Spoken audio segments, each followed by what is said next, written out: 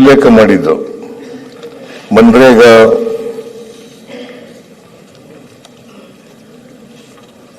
ಬದಲಾವಣೆ ರಿಪೀಲ್ ಮಾಡಿ VBG ರಾಮ್ಜಿ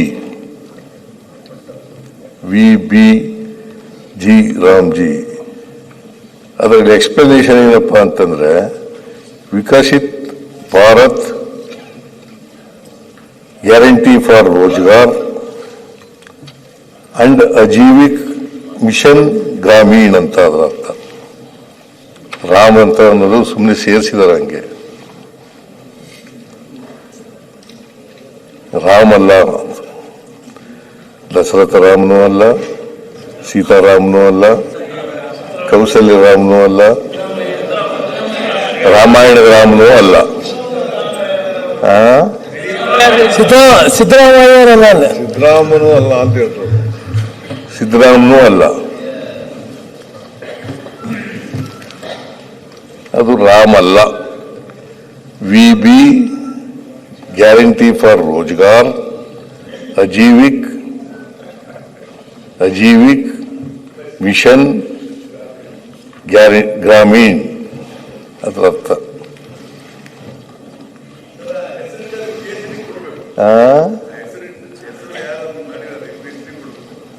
ಅಲ್ಲ, ಹೆಸರಿಡಕ್ಕೆ ಕೆಲವರು ಇಟ್ಕೊಂಡಿದ್ದಾರೆ. ನೀನು ಆರ್ ಅಶೋಕ್ ಅವರು, ನಾನು ಇರ್ಲಿಲ್ಲ ನೀವು ಭಾಷಣ ಮಾಡುವಾಗ, ಕೇಳಿದೆ ಆಮೇಲೆ ಏನ್ ಮಾತಾಡಿದ್ರು ಅಂತ. ರಾಮ್ಜಿ ಬೇಡ, ಗ್ರಾಮ್ಜಿ ಅದು ಇಲ್ಲ. ಗ್ರಾಮ ಸ್ವರಾಜ್ಯ ಅಂತ ಅವ್ರು ಅನ್ಕೋಬಹುದಾಯ್ತು, ಗ್ರಾಮ ಸ್ವರಾಜ್ಯನೂ ಇಲ್ಲ.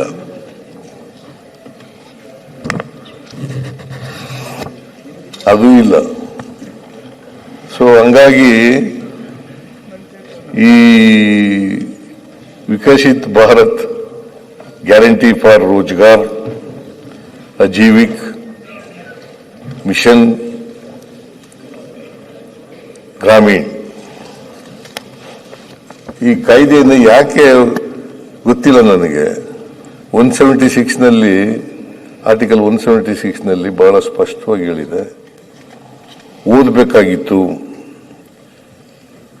ಇದು ಓದದೆ ಹೋದ್ರೆ ಸಂವಿಧಾನ ಬಾಹಿರ ಆಗ್ತದೆ. ಓದಬೇಕಾಗಿತ್ತು. ದಟ್ ಈಸ್ ವಾಟ್ 176 ಆರ್ಟಿಕಲ್ 176 ಹೇಳ್ತಕ್ಕಂಥದ್ದು. ಅದು ಓದಿದ್ರೆ ಚೆನ್ನಾಗಿರ್ತಿತ್ತು. ಇದು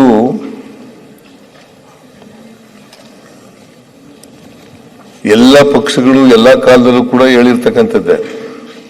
ಸಂವಿಧಾನ ಜಾರಿಯಾಗಿ 1950 ಜನವರಿ 26 ಅವತ್ತಿನಿಂದ ಇವತ್ತಿನವರೆಗೆ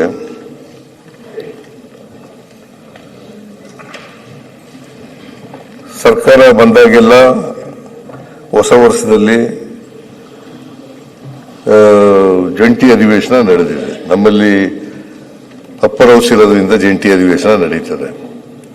ಅನೇಕ ರಾಜ್ಯಗಳಲ್ಲಿ ಜಂಟಿ ಇದು ಇರೋದಿಲ್ಲ, ಅಪ್ಪರ್ ಹೌಸ್ ಇರೋದಿಲ್ಲ. ಅಂತ ಕಡೆ ಅಸೆಂಬ್ಲಿನಲ್ಲೇ ನಡೀತದೆ, ಅಸೆಂಬ್ಲಿನಲ್ಲೇ ಮಾಡೋದು. ಸೊ ಯಾವಾಗ ಜಂಟಿ ಅಧಿವೇಶನ ನಡೀತದೆ? ಜಂಟಿ ಅಧಿವೇಶನ ನಡೆಯೋದು ಹೊಸ ಸರ್ಕಾರ, ಹೊಸ ಎಲೆಕ್ಷನ್ ಚುನಾವಣೆ ನಡೆದು ಹೊಸ ಸರ್ಕಾರ ಬಂದಾಗ, ಮೊದಲನೇ ಬಾರಿ ಭೇಟಿಯಾದಾಗ, ಆಗ ರಾಜ್ಯಪಾಲರು ಎರಡೂ ಸದನಗಳನ್ನು ಕುರಿತು ಭಾಷಣ ಮಾಡ್ತಾರೆ. ಇಲ್ಲದೆ ಹೋದರೆ ಹೊಸ ವರ್ಷ ಪ್ರಾರಂಭ ಆದಾಗ, ಮೊದಲನೇ ಅಧಿವೇಶನ ನಡೆದಾಗ ಜಂಟಿ ಅಧಿವೇಶನ ಉದ್ದೇಶಿಸಿ ಭಾಷಣ ಮಾಡ್ತಾರೆ.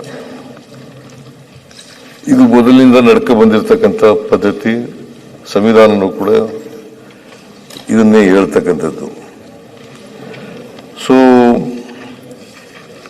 ಇದು ಬಹಳ ವರ್ಷಗಳಿಂದ ನಡ್ಕೊ ಬಂದಿರತಕ್ಕಂಥದ್ದು. ನೀವು ಕೂಡ ಮಾಡಿದ್ದೀರಿ, ನೀವು ಅಧಿಕಾರದಲ್ಲಿರುವಾಗ ನೀವು ಮಾಡಿದ್ದೀರಿ.